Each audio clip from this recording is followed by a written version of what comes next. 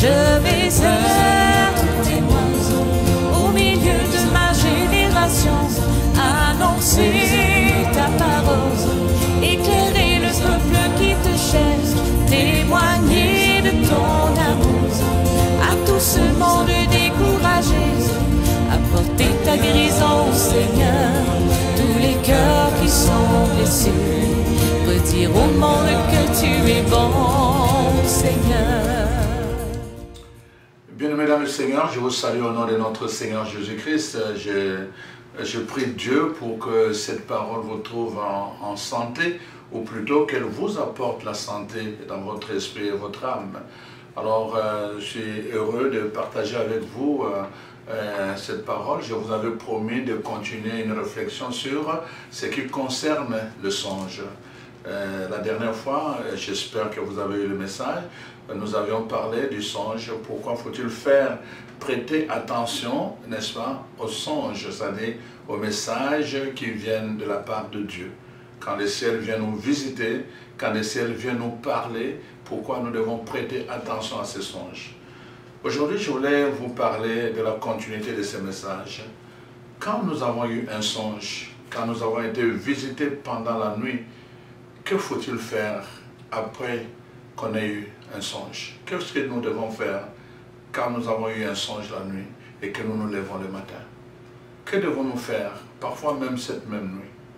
Alors c'est important, chers frères et sœurs, la parole de Dieu dit dans Deutéronome 29, 29, que ce qui est caché appartient à Dieu, ce qui est révélé appartient à l'homme.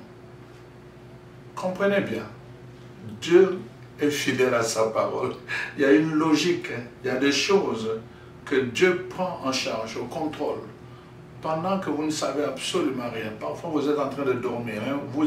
Vous menez un combat, mais vous n'êtes pas impliqué directement, parce que Dieu lui-même prend le contrôle de ce combat. Il engage ses anges qui combattent pour vous, en votre faveur. Mais quand Dieu vous révèle la chose, que voici il y a un danger qui est en train de se préparer contre vous, il veut votre maintenant coopération. Il veut que vous aussi vous soyez impliqués dans ce combat. Vous ne pouvez plus rester les bras croisés en disant que le ciel va combattre pour moi. Erreur. Tout ce qui est révélé engage l'être humain à qui la révélation a été donnée. Quand c'est caché, Dieu contrôle. Mais quand c'est révélé, l'homme doit intervenir, il doit coopérer. Et c'est là dont je parle. C'est là que vraiment, c'est tout cela, cette partie qui donne sens à ce partage à mon exposé. Que devons-nous faire quand nous avons la révélation? Parce que ce que Dieu a révélé maintenant incombe à l'être humain qui a reçu cette révélation. Qu'est-ce que nous devons faire? Quand Dieu a cessé, ou plutôt il compte maintenant sur nous parce qu'il nous a donné la révélation des choses. Voyez-vous, il y a des choses, parfois des gens qui n'avaient pas la maturité spirituelle ils ont fait des choses mais qui ont commis, qui ont été vraiment, qui ont fini par donner un drame, apporter un drame dans leur vie. Alors cela a été mis par écrit pour nous aider, nous aussi. Quand nous lisons la Bible, dans le livre de Genèse, de chapitre 37, en particulier, Genèse 37, alors voici ce que la parole de Dieu dit. Dans Genèse 37, je vais vous lire ça. Alors, il s'agit de rêve de Joseph. Joseph, c'est un jeune garçon de 17 ans, 16-17 ans. Alors donc, il est très aimé par son père, parce que c'est le fils, n'est-ce pas, de sa femme qu'il aimait tant, Rachel. Il avait Rachel, mais il avait aussi Léa. Il a eu beaucoup d'enfants avec Léa, mais difficilement, il a eu un enfant avec Rachel. Et puis finalement, Benjamin qui est arrivé quand Rachel est décédée. Mais quand Benjamin est arrivé, Joseph n'était plus là. Alors, qu'est-ce qui arrive là? Joseph, donc cet enfant aimé, qu'est-ce qui va arriver? Donc, plutôt quand Joseph m'a dit, Benjamin est là, mais il est aimé. Joseph est aimé de son père. Alors, son père lui avait donné un tissu vraiment qu'il manifestait beaucoup d'amour. Tu sais, les Juifs, là, quand on te donne ça comme cadeau, c'est l'expression suprême de l'amour d'un être humain par rapport à quelqu'un d'autre. Alors donc, voici que ce jeune Joseph, qui n'avait pas une maturité spirituelle en ce moment, tout bonnement, il vient rapporter à ses parents, à ses frères, le rêve qu'il a eu. D'abord, il commence par ce frère. Il leur dit ceci: écoutez donc ce songe que j'ai eu.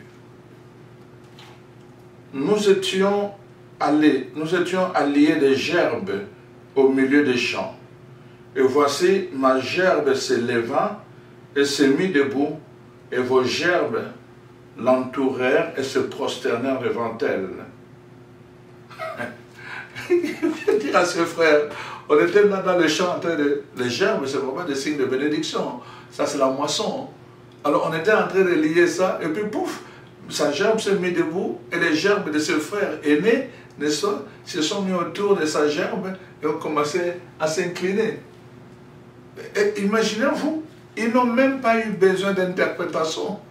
Ils ont tout de suite là compris ce que ça signifiait. Remarquez, regardez leur réaction. Ce frère lui dit, est-ce que tu dis que tu régneras sur nous? Est-ce que tu nous gouverneras? Alors, ils les haïrent encore plus, davantage, à cause de ses songes et à cause de ses paroles. La façon dont il a géré ses songes a provoqué la haine auprès de ses propres frères. Il y a des choses, quand Dieu se révèle à nous, nous ne devons pas être pressés d'aller les raconter. Il y a des choses parfois qu'il nous donne pour raconter. Il y a des choses qu'il nous donne pour nous-mêmes, pour notre révélation. Nous ne devons pas le dire à quelqu'un, même pas un ami intime. C'est l'erreur que les gens commettent souvent. Ils racontent leur rêve à n'importe qui, pensant bien faire, pensant le rêve n'est même pas encore réalisé, le rêve est encore dans l'œuf, et tu commences à raconter, mais qu'est-ce qui va arriver? Tes frères qui sont jaloux, tes amis qui se deviendront jaloux, qu'est-ce qu'ils vont faire? Ils vont étouffer le rêve dans l'œuf. Il y a des choses que nous ne devons pas faire. Joseph a été pressé, il a provoqué la haine de ce frère. Il a provoqué la haine. On le dit clairement à cause de ses songes. Dieu lui parlait souvent. Dieu lui a révélé ces choses qui se sont arrivées, que Dieu lui a révélées. Vous voyez ce que je vous disais dans le premier enseignement? Dieu lui a donné, parce que l'avertissement ne concerne pas seulement, n'est-ce pas, des attaques et tout le reste, ça peut concerner notre destinée. Dieu lui a montré sa destinée avant. Pourquoi Dieu lui a montré à l'avance? Parce que le chemin qui mène vers sa destinée allait être tortueux.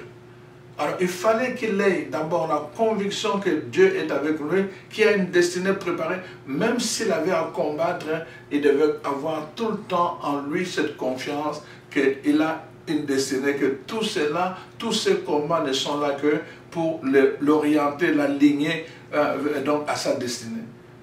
C'est ça que Dieu a fait. Mais regardez, entre le moment où il reçoit le songe et le moment où il devient Premier ministre et ses frères viennent se prosterner devant lui, combien d'années ont passé? Mon frère, ma soeur, tu dois faire attention. Parce que si tu négliges le songe, la révélation que Dieu te donne aujourd'hui, tu engages ton avenir en bien ou en mal, en bénédiction ou en malédiction, en bonheur ou en malheur. Tu dois le savoir aujourd'hui. Joseph a reçu la révélation aujourd'hui, mais il n'est pas devenu premier ministre d'Égypte aujourd'hui. Il est passé par des chemins tortueux. Dieu ne lui a pas dit que tu seras premier ministre en Égypte. Il lui a simplement donné une révélation. Que ta gerbe va s'élever, les autres vont s'incliner devant toi. Comment cela allait se passer? Dieu seul détenait le secret. Parce que le chemin qu'il devait prendre devait l'aligner à comprendre ce mystère.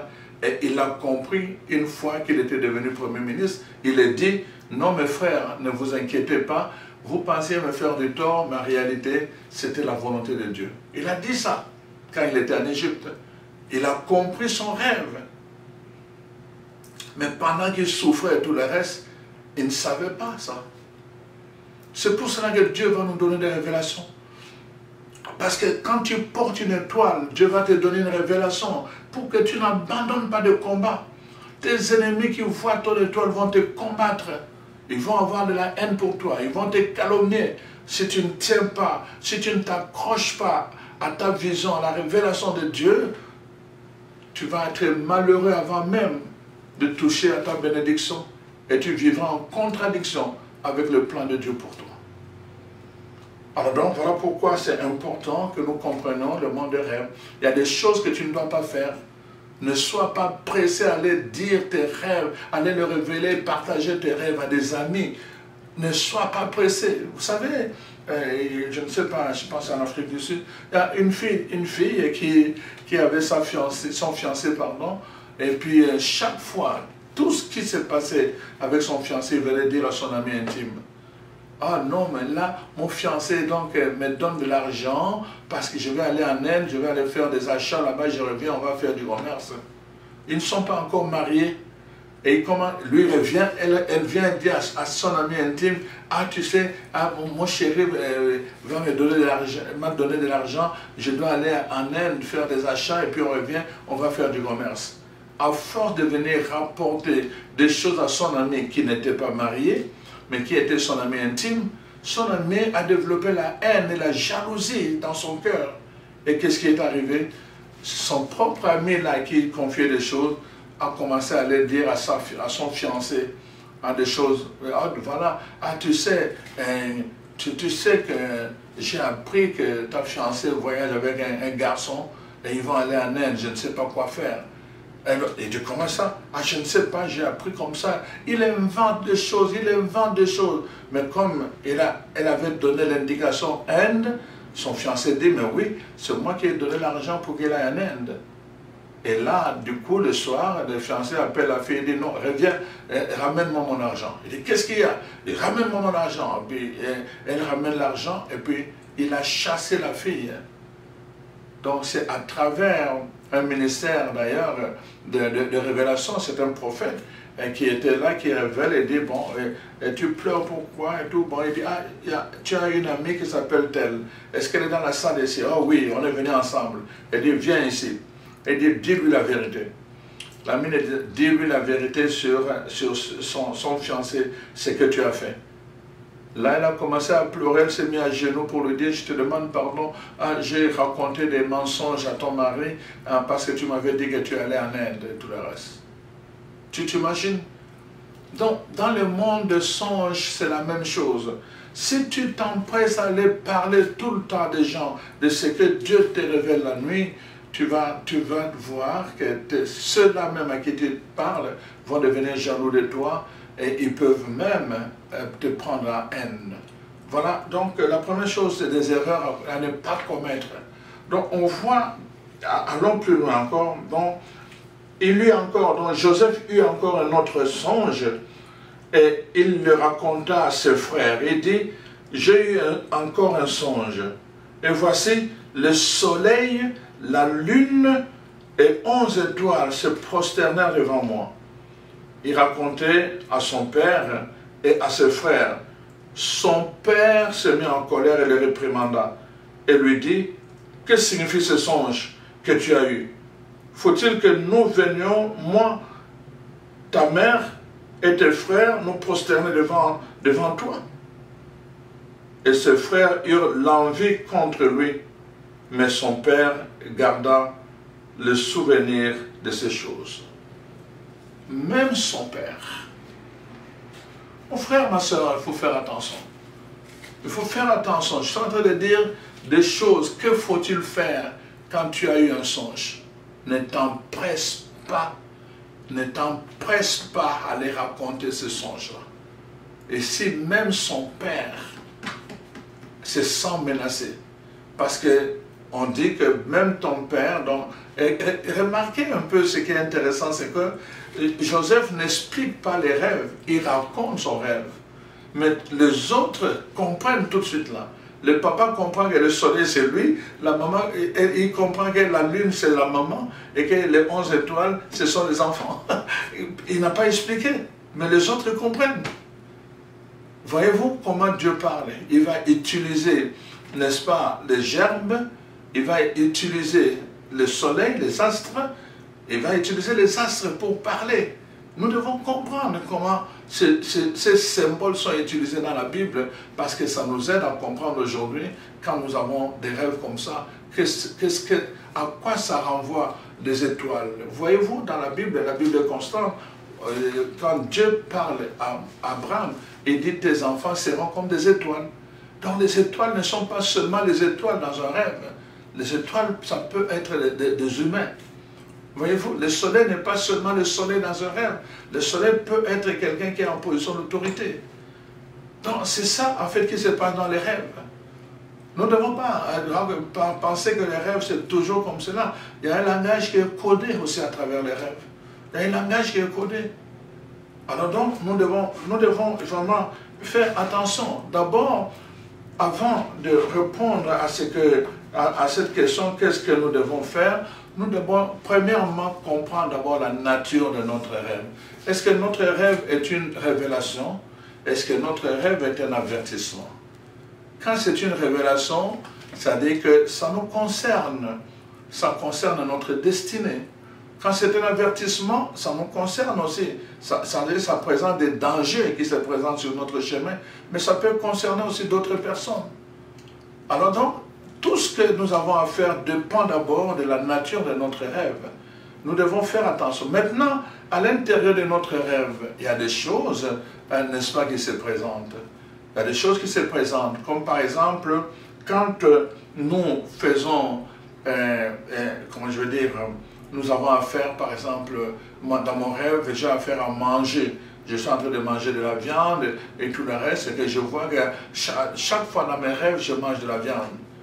Donc, on est en train de m'avertir que je suis prédisposé par les esprits de forces occultes, comme les sorciers, donc ils veulent déjà m'initier dans le monde de l'esprit, initier mon esprit, pour que dans le naturel, quand ils viendront me chercher, que je sois attiré facilement, parce que mon esprit est déjà habitué à manger la viande, n'est-ce pas, dans les rêves. Manger la viande dans les rêves, ce n'est pas une bonne chose. Donc, quand j'ai affaire à ce genre de rêves, donc je ne peux pas aller juste raconter aux gens. Je vais raconter quoi? Je vais raconter quoi?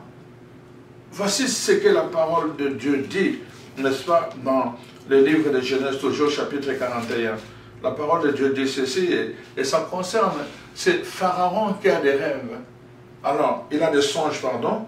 Alors, Pharaon dit, il vient à Joseph, il dit, j'ai eu un songe, personne ne peut l'expliquer, et j'ai appris que tu expliques un songe après l'avoir entendu.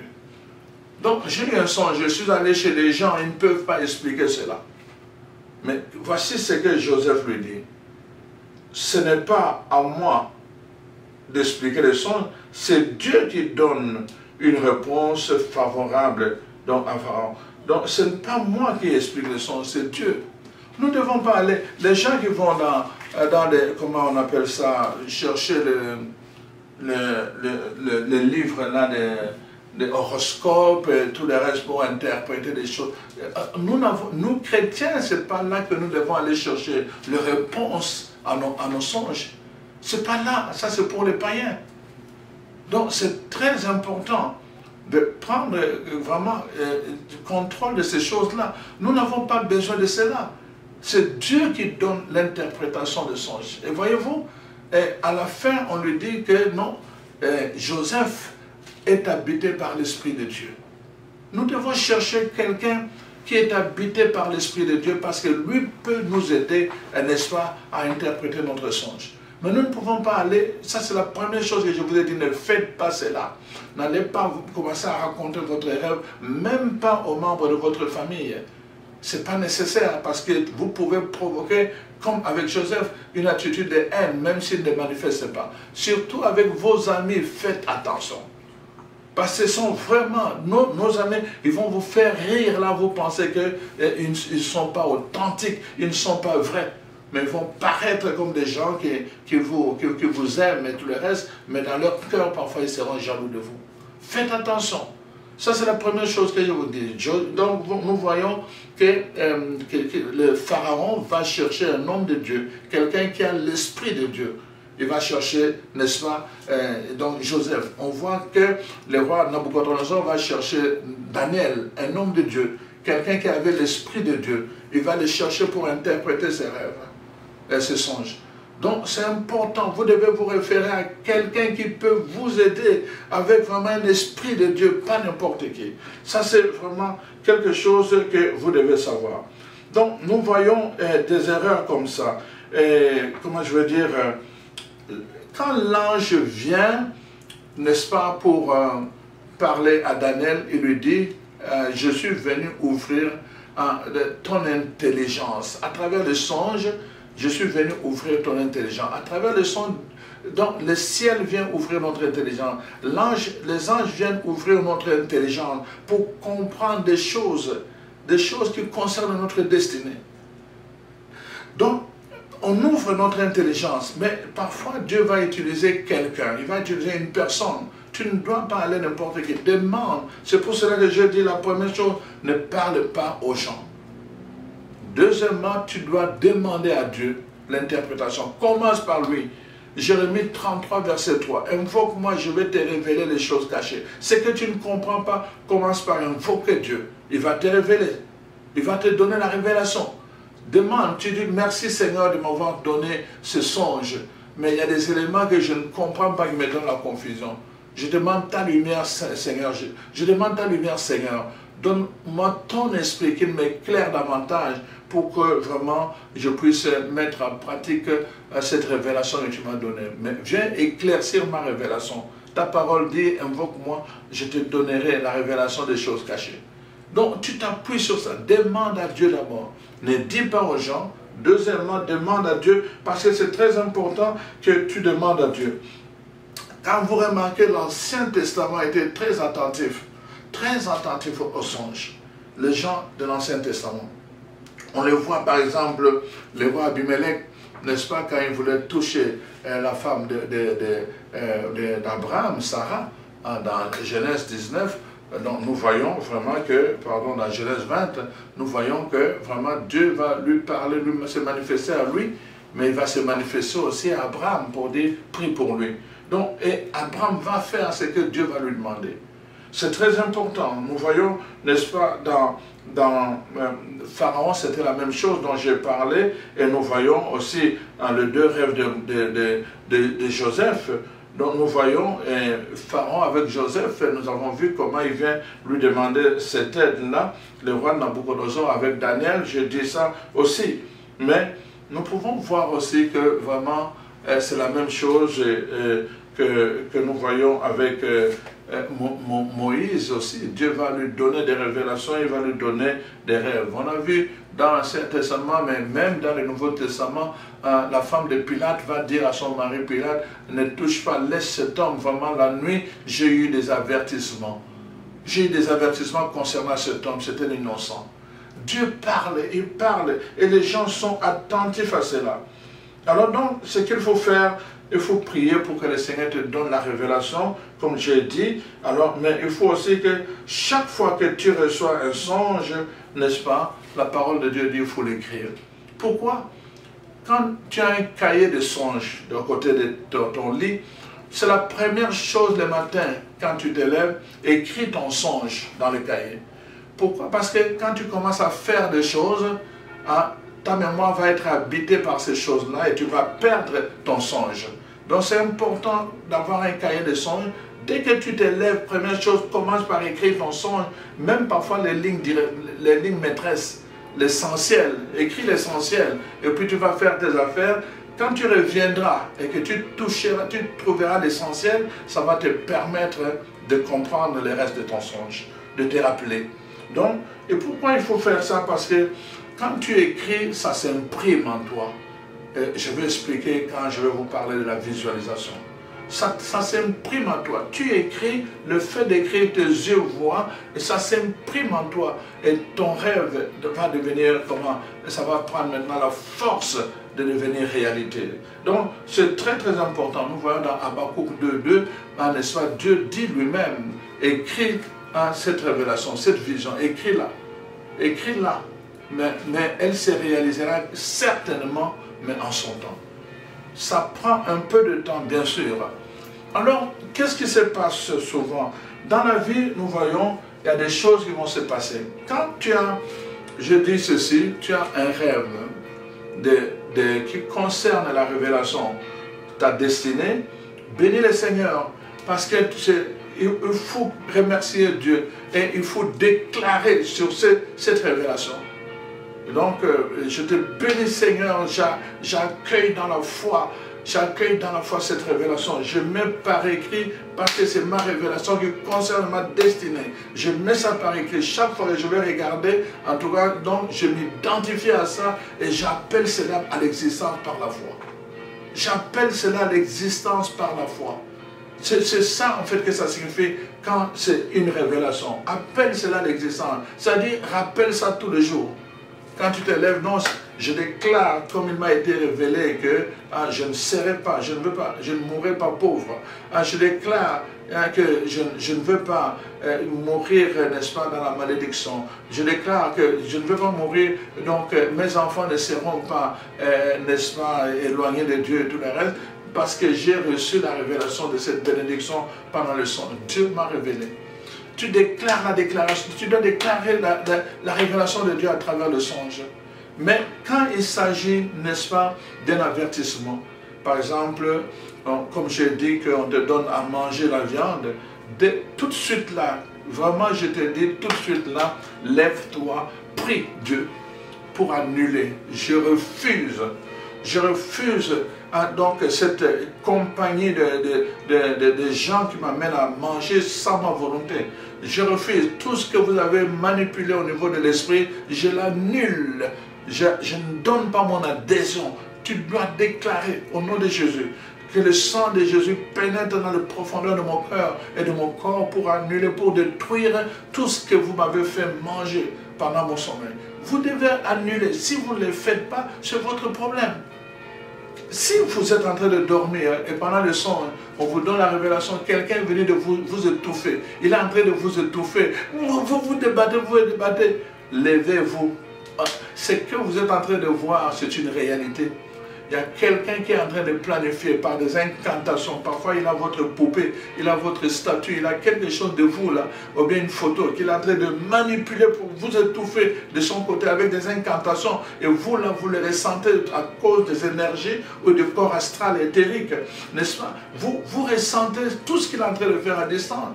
Mais si vous êtes négligent, vous allez voir que tout ce qu'il est en train de faire, parfois, vous allez vous lever, une maladie cardiaque, quelque chose de comme ça qui vous attaque et vous ne comprenez pas qu'est-ce qui est arrivé. C'est votre négligence. Vous allez demander aux gens de faire une chaîne de prière alors que vous avez déjà eu l'avertissement avant. Non, on ne peut pas, nous n'avons pas besoin de chrétiens négligents qui attendent tout le temps que le problème arrive pour commencer à crier, pour commencer à prier pour eux. Nous sommes là pour enseigner et nous vous enseignons que le temps devient de plus en plus dur. La parole de Dieu dit on va lâcher des milliards de démons. Ils vont troubler votre vie. Ils vont étrangler votre vie. Si vous ne vous prenez pas en charge, il n'y a personne qui va vous prendre en charge. Si vous-même vous ne comprenez pas quand Dieu vous parle, vous voulez vous imposer à Dieu votre langage. Vous avez tout intérêt, chers frères et sœurs. Quand cela arrive, levez-vous. Vous êtes en train de dormir, vous voyez un serpent qui est en train de vous poursuivre. Le serpent peut signifier la séduction, le serpent peut signifier la mort, donc le poison. On voit par exemple au début le serpent séduit Adam et Ève, mais on voit aussi dans le désert, n'est-ce pas, le peuple de Dieu, il y avait des serpents qui le mordaient et ils mouraient par milliers, jusqu'à ce que Moïse a dû élever un serpent d'airain.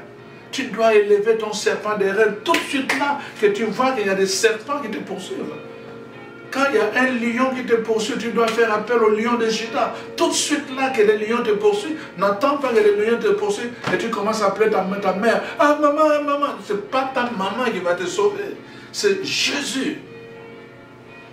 Mais tu dois te lever, lève-toi.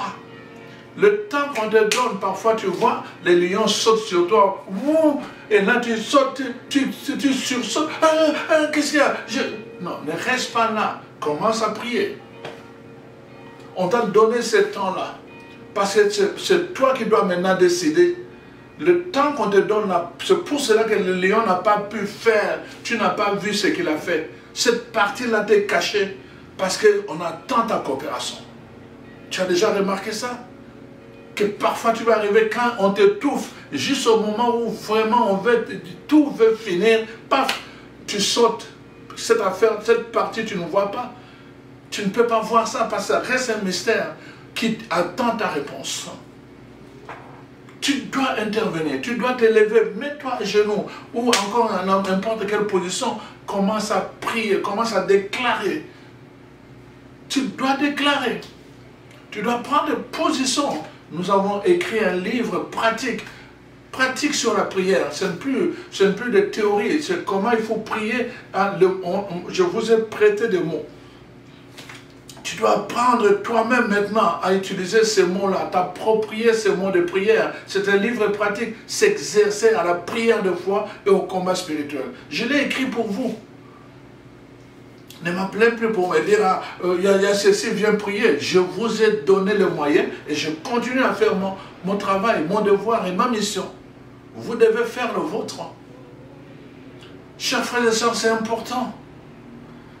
On vous enseigne tout ça pour que vous compreniez. C'est des choses. Moi, j'ai vécu ça. Maintenant, j'ai la maîtrise, j'ai compris ça. Qu'est-ce qu'il faut faire? Et je vous le partage.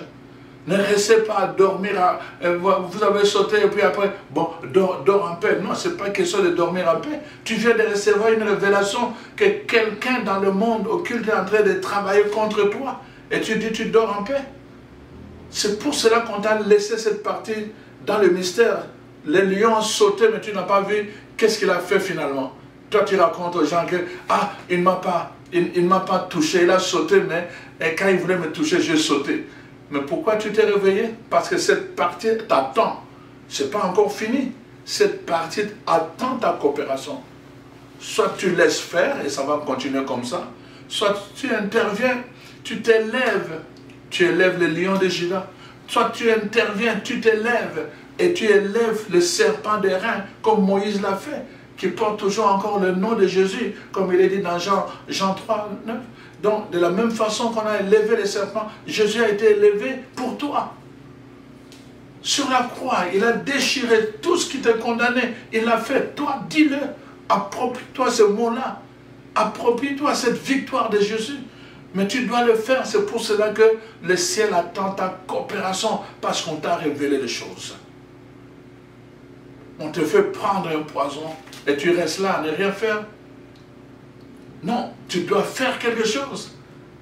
Tu dois invoquer le sang de Jésus maintenant même. Invoque le sang de Jésus avant de commencer à aller parler aux gens. Parfois, si tu n'as pas saisi, parfois c'est le matin, tôt le matin, tu te lèves, commence par annuler toutes ces choses-là. Invoque le sang de Jésus pour venir neutraliser tous ces poisons qu'on a inculqués sur le plan spirituel dans ton corps. Rappelle-toi ce que je dis. Le corps participe à cette partie spirituelle du combat, de l'attaque. C'est pour cela que vous voyez, le corps tu te réveilles, le corps transpire. Mais pourquoi le corps transpire alors que le combat est à un niveau spirituel? Parce qu'il participe. Donc quand un poison est au niveau spirituel, le corps participe. Et tu peux être empoisonné. C'est pour cela que tu as quelque chose à faire.